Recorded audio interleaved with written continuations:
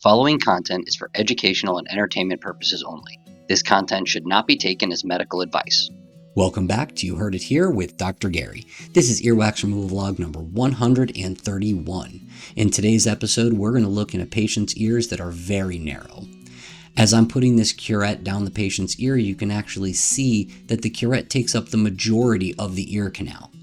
There's not a lot of room to work down here. Luckily, this patient is not a major Q-tipper. They've learned their lesson and just come to see us once a year to get their ears cleaned out. First ear, pretty easy with a great view of the eardrum. As I looked down this second ear canal, my initial thought was that this ear was going to be even easier than the other side. Unfortunately, as I started digging, I noticed that the earwax keeps pulling from the top and the side of the ear canal wall. It just seems to be impacted and attached to the skin. So we're actually going to have to do a little bit of scraping to help to get all this earwax out. We already have a view of the eardrum, but you can see how that wax is adhered to the sides of the ear canal wall.